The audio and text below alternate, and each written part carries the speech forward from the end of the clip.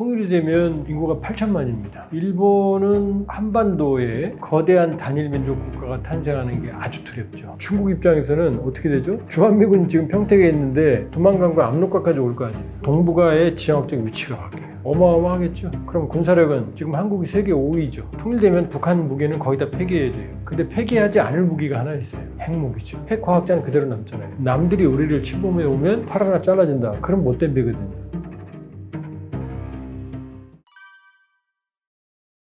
통일되면 얼마나 좋아? 이 얘기들 많이 하는데 그걸 좀 돌려서 한번 생각을 해볼게요. 일본은 통일을 원할까요? 절대 원하지 않습니다. 왜냐? 일본은 한반도에 거대한 단일 민족 국가가 탄생하는 게 아주 두렵죠. 지금 한국이 인구가 한 5,200만 내외죠. 북한이 한 2,600만 내외가 되거든요. 그럼 통일이 되면 인구가 8천만입니다. 그러면 지금은 분단돼서 서로 으르렁거리고 싸우겠지만 통일이 되면 인구 8천만 거대한 민족 국가가 탄생할 거 아니에요. 일단 일본은 하고 심각해지죠. 왜냐하면 지금 분단되어 있으니까 힘을 잘 못 쓰잖아요. 그래서 일본이 그렇게 북한하고 수교를 하려고 그러는 거예요. 왜냐? 북한하고 수교를 하면 한반도에 대한 영구 분단을 관리할 수 있거든요. 북한하고 수교를 하면 약 100억에서 300억 달러 정도 되는 수교 배상금을 북한에 지불하게 할 수밖에 없거든요. 그럼 1년에 북한의 지금 교육 규모가 한 30억 불도 안 되는데 얼마나 큰 돈인지 알겠죠. 그럼 그 돈이면 북한 경제를 일본으로 표준화시킬 수가 있어요.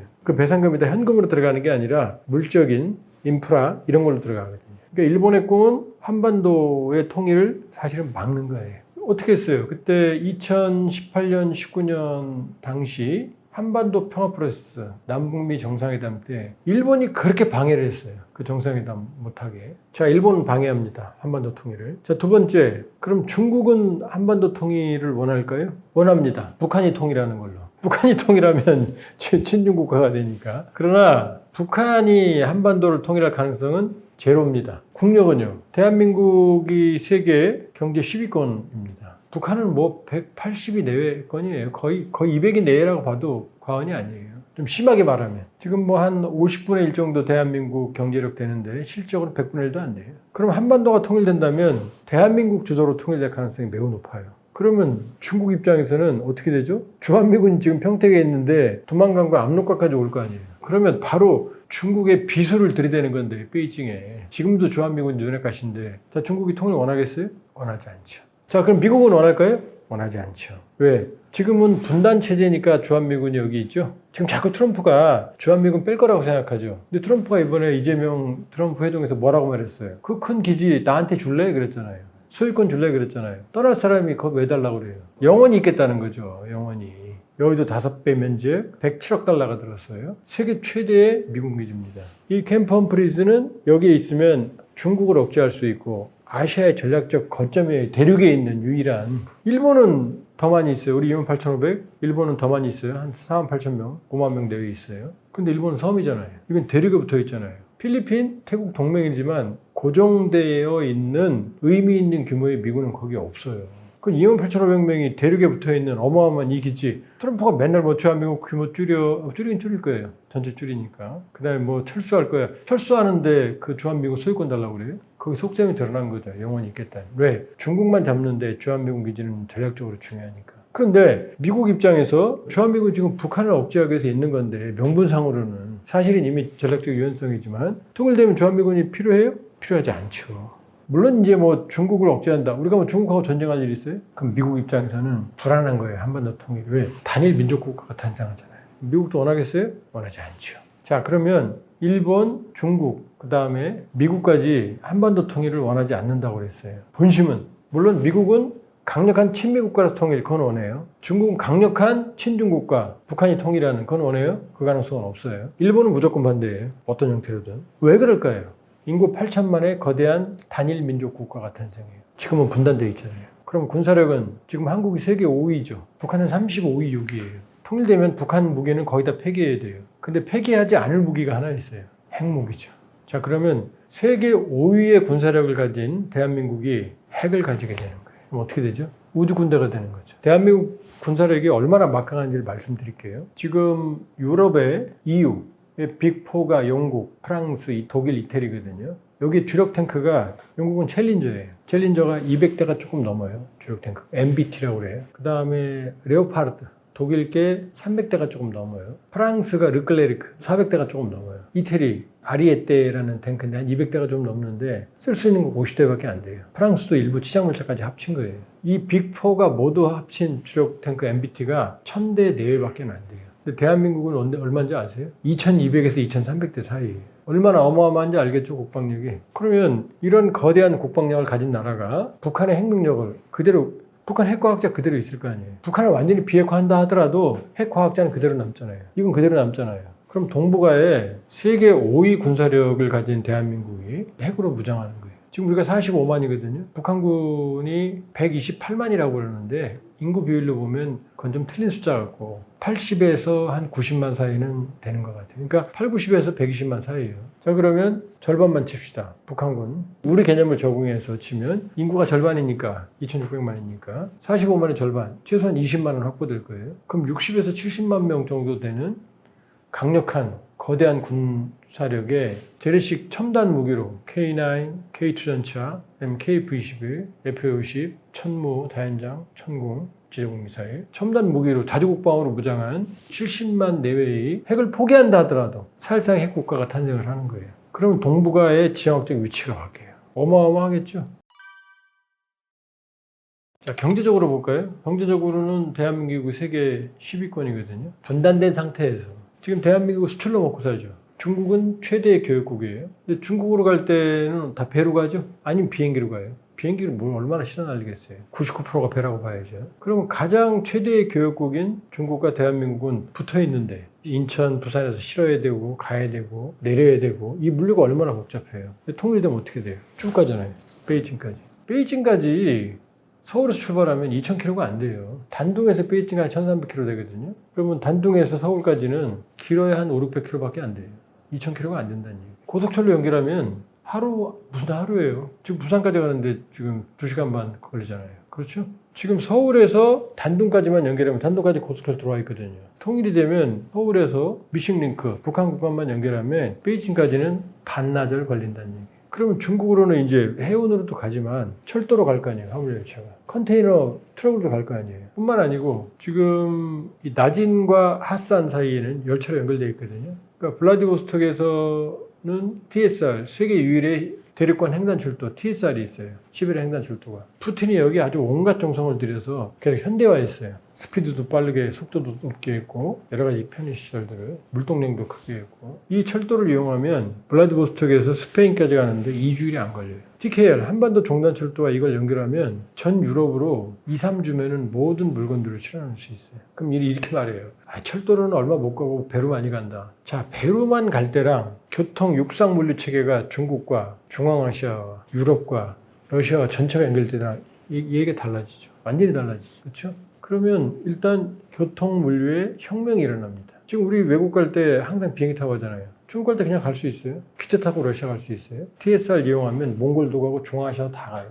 교통 물류 혁명이 일어나요. 첫 번째. 두 번째, 북한의 지하 자원은 남한과 비교가 안 되게 많아요. 히토리부터 시작해서 마그네사이트는 세계 최고예요. 어마어마한 지하 자원이 있어요. 그러면 이 대한민국은 지하 자원 빈국이잖아요. 북한의 거대한 지하 자원을 활용을 할 수가 있어요. 첫 번째. 두 번째, 지금 대한민국, 이건 사람들이 잘 모르는데 대한민국은 땅값 때문에 뭐 못하잖아요. 길 1km 뚫으려면 도로 건설비는 한 100억 원이면 될 거예요. 근데 땅값 보상이 1조 원이야. 여긴 땅값 때문에 아무것도 못해요. 북한은 모든 땅이 국가 겁니다. 개인 게 없어요. 그러니까 나라가 맘먹으면 공짜로 투자할 수 있는 거예요. 토지 보상비가 필요 없어요. 이러면 로망 아니에요? 완전은? 어마어마한 메리트가 있는 거죠. 그죠? 그 다음, 대한민국은 이 성수동도 제가 어릴 때 여기 살았는데 막 복작복작하죠, 지금 도로가. 왜냐? 원래 있던 살던 구 도심에 건물들을 졌기 때문에 그런 거예요. 그런데 북한은 사실상 모두 재개발해야 돼요. 그러니까 지금부터 맨 땅에 시작한다고 하면 되는 거예요. 있는 건물, 내진 설계나 내고도나 이런 거 보면 싹 갈아엎고 새로 시작해야 돼요, 사실은. 거기다 경제적으로 지금 발전이 안 됐기 때문에 대부분의 지역은 빈 땅이라고 보면 돼요. 농업지역이라고. 그럼 토지 보상도 필요 없고, 지금 우리는 박정희 정권 때부터 우후죽순 공업화 시켰잖아요. 설계도가 없었어요, 사실은 별로. 근데 북한 지역은 어떻게 해요? 근데 설계도를 갖고 들어갈 거 아니에요. 저공해, 친환경, 첨단, 스마트 농업부터 시작해서 우리가 가졌던 모든 노하우를 활용해서 우리가 원하는 형태로 미래지향적인 산업, 공업, 경제를 발전시킬 수가 있어요. 당연하죠. 투자죠. 근데 그 투자는 땅 좋고 헤엄치기죠. 자, 군사를 받고 경제를 봤어요. 그럼 지금 어떤 일이 벌어지느냐? 남북한이 지금 끊어져 있기 때문에 교통 물류 체계에 지금 이 대륙과 단절이 되는 게 섬이잖아요. 그럼 부산항의 물류 체계가 일단 닿는 순간 대륙과 바로 연결되는 거예요. 지금은 부산항에 내려도 또 배를 타고 갈아타야 되잖아요. 환적밖에 안 되잖아요. 근데 아닌 거죠, 이제. 대륙으로 가는 게. TSL로 가고, 중국으로 가고, 동북, 삼성, 만주로 가고. 그래서 일본의 꿈이 뭐냐? 지금 숨은 꿈이 바로 한일 해저철도예요. 항상 꿈이에요. 한일 해저철도를 엮으면, 연결하면 대륙으로 갈 수 있으니까. 자, 여러분들이 경부고속도로를 달리다 보면 편말을 잘 한번 봐보세요. 거기에 AAT1이라고 써 있어요. 그거 본 사람들 잘 기억이 안 날 거예요. 그게 무슨 뜻인지 아세요? 아시안 하이웨이 일본도로라는 뜻이에요. 그러니까 아시아를 관통하는 고속도로 일본도로가 바로 경부고속도로예요. 그게 통일의 로망이에요. 세 번째를 말씀드릴게요. 대한민국 하면 OECD 1위가 많아요. 한류는 세계를 휩쓸어요. 캐디언 봐야 되는데 아직 한 번도 못 봤는데. 누구나 살고 싶어하는 나라예요. 매력적인 나라예요. 이 성수동에도 외국인 많이 오죠? 여기. 그런데 OECD 자살률 1위, 이혼율 1위, 출생률 최저, 갈등지수 최고예요. 그 왜 이래? 왜 이래요? 그건 분단이라는 거대한 불안이 우리를 짓누르고 있기 때문이에요. 이 뿌리예요, 사실은. 들어가 보면 거대한 분단은 뭐죠? 피와 구별. 죽이지 않으면 내가 죽는 적대적 공존관계. 이게 우리 안에 내면화되어 있는 거예요. 그러니까 항상 반으로 가려는 거예요. 나하고 다르면 적. 차이가 용납이 안 돼요. 차이는 곧 차별이 돼요. 배제와 강요. 나하고 다르면 나쁜 놈. 무조건 제거해야 되는. 이게 왜 이러느냐. 바로 우리 안에 뿌리 깊은 6.25. 그 이전에 해방전후사 좌우대립. 이 안에 피와 구별이 명확하게 있는 거예요. 그럼 분단 때문이에요. 분단이라는 병을 앓고 있기 때문이에요. 분단이 해소되면 더 이상 우리가 이념과 이 해묵은 이념 논쟁, 이 죽어 비틀어진 말라 비틀어진 이념의 미화를 붙들고 서로를 미화하는 일은 없어질 거란 얘기예요. 사회 갈등 지수가 OECD 거의 최고 수준인데 분단 체제가 해소되면 적어도 중간에 내려올 거 아니에요. 2010년 기준으로 사회 갈등 비용이 그 당시 1년 우리 국가 재정이었어요. 얼마나 많은 사회 갈등을 우리가 표현합니까 지금. 자, 그러면 우리가 짧게 이 짧은 시간에 통일의 좋은 점을 얘기했어요. 단점도 많아요. 비용도 많이 들여야 되고 그 안에 유럽은 통일되고 나서 10년 동안 독일은 10년 동안 유럽의 병자라고 그랬어요. 빚도 많고 오시 배시 서독놈 동독놈 서로 싸우고 그러나 지금 유럽의 주인은 누구죠? 독일이잖아요. 지금 많은 젊은 사람들이 이렇게 생각해요. 나 지금 살기 힘든데 통일 때문에 더 힘들고 싶지 않아. 이렇게 말하거든요. 자, 지금 잘 생각해보면 내가 힘든 이유는 뭐냐? 바로 분단 때문이에요. 빠지고 들어가 보면. 미국 젊은이들, 일본 젊은이들, 프랑스 젊은이들은 나름 각자 꿈을 키울 때 우리는 왜 조국 방위를 위해서 헌신해야 되죠? 분단 때문에. 통일이 되면 적정 국방 정도만 유지하면 돼요. 지금 북한은 국방비가 GDP의 3분의 1이에요. 우리도 2.32%에서 3% 사이를 계속 써왔어요. 그러니까 지금 국방 전쟁의 시대니까 국방 강하면 좋다. 강하면 좋아요. 그러면서 국방만 쓰면 되죠. 그건 아니잖아요. 국방은 인간이 행복하려고 하는 거잖아요. 적정 국방이거든요. 적정 국방. 남들이 우리를 침범해 오면 감히 중국이 우리를 건드리면 중국 팔 하나 쪼개 잘라진다. 그럼 못된 배거든요. 그게 적정 국방이에요. 지금 이미 적정 국방으로 가고 있어요. 대한민국. 통일은 제가 좋은 점만 말했어요. 더 좋아지는 것도 있지만 이 분단이 내버려되면 이 병이 깊어서 골수까지 파고 들어가면 죽을 수도 있어요. 이대로 영원히 못 가요. 그러니까 분단은 치료해야 될 병. 지금 앓고 있잖아요. 세계 최고의 아름답고 매력적인 국가가 지금 서로 맨날 싸우고 으르렁거리고 그 병을 고치면 밝은 미래가 있는 거예요. 자, 분단 비용을 한번 봅시다. 지금은 미국이 5% 써라, 3.5% 써라 그렇지만 유럽 나토는 합의하기를 냉전 끝나고 나서 2%까지 쓰기로 했었어요. 국방비 GDP. 근데 그게 안 썼어요. 많은 국가가 1%만 썼어요. 일본도 1%대 썼어요. 우리는 2.5%에서 3% 사이를 썼어요. 평균. 올해 2.42%입니다. 61조가 좀 넘어요. 내년은 68조가 됩니다. 자, 국방비가 있어요. 두 번째, 징집됩니다. 모든 젊은이들이 군대를 가야 돼요. 그럼 이걸 계산을 어떻게 하느냐? 요 사람들이 군대에 가서 받을 월급 그 나이에 이렇게 계산해서 비용을 가거든요. 모병제에 비교해서. 근데 그게 아니죠. 젊은이들이 군대를 가는 20대 전후는 창의력이 가장 발달할 때예요. 군대에 가면 창의력이 발달하겠습니까? 아니면 일정 정도 유보되겠습니까? 당연히 유보돼요. 왜냐? 군대는 창의력으로 나 총 내 마음대로 쏠 거야? 그러면 안 되는 거죠. 정해진 절도, 규율, 군대 사회가 반드시 필요해요. 안 그러면 전쟁 수행 못 해요. 그러면 그 군대 사회화를 통해서 1년 반 동안, 그전에는 3년이었어요. 한참 전에는. 그 3년 동안 군대 사회화가 되는 겁니다. 그럼 창의력이 좋아질 수는 없겠죠. 절도 있고 사회 적응력은 있어질지 모르겠지만 창의력은 그래서 나오는 게 아니에요. 군대는 창의력을 필요로 하지 않아요. 명령과 복종, 그 다음에 절도 있고 집단 생활, 이런 것들이 중요한 거거든요. 일부 지휘관이나 창의력이 필요한 거지.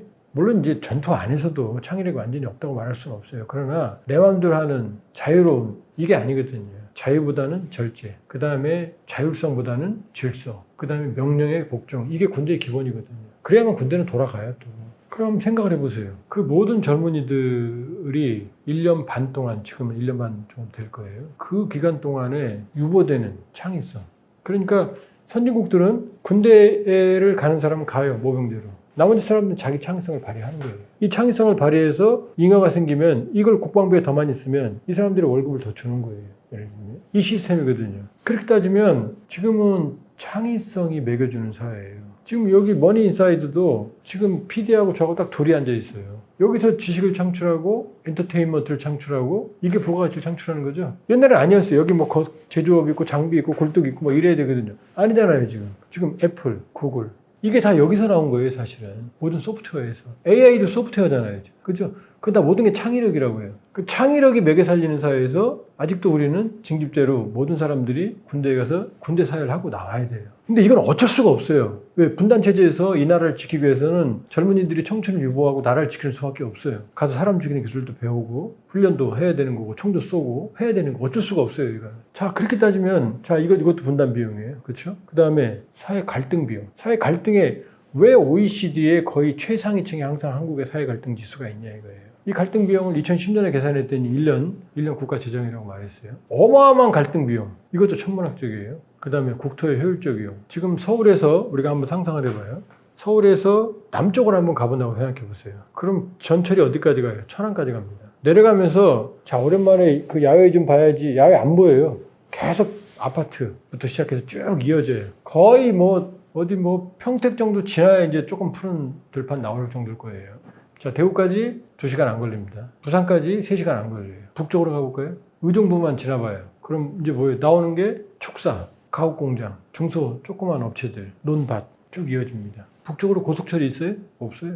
여기서 부산, 대구까지 가는데 1시간 반 조금 더 걸리거든요. 1시간 40분 정도. 여기서 철원까지 가는데 거의 잘못하면 2시간 걸려요. 강릉에서 서울까지는 오지만 양양에서 서울까지는 오지만 양양에서 서쪽 인천까지 이어지는 고속도로는 없어요. 강릉에서 서쪽으로 이어지는 고속도로는 없어요. 고속철도 없어요. 이게 왜 그러느냐. 자, 북쪽으로 올라가면 뭐가 있어요? MDL, 군사분계선이 있어요. 우리 마음속엔 거대한 불안이 있어요. 왜 일산보다 분단, 동탄 이쪽 아파트 값이 비싸죠? 일산 그렇게 좋은데 호수공원도 있고 공기도 좋고 공장도 없고 왜 그래요? 바로 위에 거대한 불안이 있기 때문이에요. 그러니까 이 불안이 국토 이용에 다 영향을 미치는 거예요. 북쪽엔 주요 시설이 안 들어서요. 가까우니까. 그리고 서울도 자 서울이 얼마나 위험한 지역인지 볼까요? 소위 서울 불바다 발언이라고 있어요. 240mm 방사포, 170mm 국산포 얘네들이 한 60km 되거든요. 휴전선, MDL 군사분권에서 북한이 포를 쏘면 서울은 뭐 사정거리예요. 서울 끝까지 사정거리예요. 우리 시간당 10,000발 쏠 거야 서울에다가 이 얘기거든요. 겁나지 이 얘기거든요. 물론 10,000발 못 쏴요. 그럼 쟤들이 쏘면 우리가 어딘지 알고 그 포를 때리니까. 근데 이제 과장하려고 10,000발 그러는 거죠. 자, 이렇게 위험한 세계 10위권 경제력의 이 반도체 삼성, SK 세계 반도체를 주름잡는 시스템 반도체는 뭐 조금 파운드리는 TSMC 밀리지만 그러나 메모리 이쪽, HBM 이쪽은 세계를 휩쓸거든요. 이게 지금 북한의 포사거리 거리대에 있어요. 수도권이 2,000만, 2,500만이거든요. 이 수도권 전체가 북한의 단거리 미사일 야포의 사정거리에 있다고 생각해 보세요. 이게 말이 돼요? 근데 우리는 불안에 익숙해져 있으니까 아무렇지 않게 살아가는 거죠. 근데 연평도에 실제로 2010년에 포탄이 떨어졌잖아요. 포격을 주고받았잖아요. 이 거대한 불안이 가지는 비용이 얼마겠어요? 국토의 비효율적 이용. 저길 왜 못 쓰냔 말이에요, 저쪽에. 접경지역, 군사보호지역 해서 얼마나 많은 지역이 지금 묶여 있어요. 이 비용. 그 다음에 교통물류. 왜 여러분들은 단 한 번도 육로로는 외국을 못 나갔죠? 이 아시아 대륙. 경부고속도로가 AH1, 아시안 하이웨이 1번 도로인데 왜 서울에서 끝나냐 이 말이죠. 왜 한남대교 끝에서 딱 끝나냐 이거죠. 경부고속도로가. 쭉 밀고 들어가서 어디로 가야 돼요? 문산, 파주 지나고 문산 지나고 철원 지나고 해서 어디를 개성 통과해 사리온 통과해서 평양, 남포, 평양 거쳐서 신의주 거쳐서 중국으로 가야 될 거 아니에요. 유라시아로 가야 될 거 아니에요. 여기서 끝났잖아요. 왜 세계의 가장 경쟁력인 수출 국가가 모든 물건을 배로 실어 나가야 되죠? 자, 대한민국의 수출의 유럽으로 중동으로의 수출의 대부분은 적도 인근을 지납니다. 말라카 해협 지나서 수에즈나 큰 데는 남아프리카 희망봉 지나거든요. 이 적도라는 데는 운송의 최악이에요. 왜? 뜨거워. 그 다음에 염도, 바닷물. 그 다음에 습도가 최악이에요. 온도, 염도, 습도가 최악인 데를 항상 이 배들이 지나다녀요. 운송의 최악이에요. 그래서 고정밀 첨단 제품들은 여기로 못 가요. 특수장치를 하지 않으면. 근데 기차로 가면 어떻게 돼요? 기차로 가면 그게 필요 없잖아요. 그 다음 홍해 이런 데 가면 맨날 후티가 뭐 때리고 무슨 이란이 호르무즈에 봉쇄하네 어쩌네 무슨 근처에서 그러잖아요. 그럼 위협이 없잖아요. 말라카 해협도 해적이 있어요. 그쪽은 데에도. 그럼 지정학적 위험이 없어요. 이쪽은. 러시아 통과하는데 해적이 러시아 푸틴 모셔서 어떻게 건드리겠어요? 중국 가는데 중국의 도적들이 중국으로 하겠어요? 우리 최대 교역국은 중국으로 다 배로만 가잖아요. 백두산 어떻게 가요? 인천, 부산에서 배로 가서 내려서 심양 거쳐서 쭉 와야 될 거 아니에요? 그럼 몇과 며칠 걸려요? 지금은요? 직접 가면 반나절이면 바로 가요. 이 어마어마한 교통물류의 한계. 배로만 갈 때랑 육로로 컨테이너 도로 철도로 연결될 때랑 모든 게 하늘과 땅 차이죠. 이 종합 세트가 있는 거랑. 그렇게 보면 이 교통 물류로 인한 비용, 이 기회비용의 상실은 또 얼마나 크겠습니까? 그 다음 또 있죠. 또 우리의 원대한 젊은이들의 비전이 쪼그라들어 있잖아요. 그러니까 우리가 태어날 때 이렇게 태어난 거예요. 그럼 이 세계를 모르는 거죠. 이게 정상인 거죠. 그러니까 이게 정상이 아니라는 걸 사람들이 공감대를 가지고 거기에 대한 공통된 인식이 있어야 되는데 그게 아닌 거죠. 그리고 병을 치료하면 이제 어떻게 두 눈으로 볼 수 있는 놀라운 신세계가 열리는 거예요.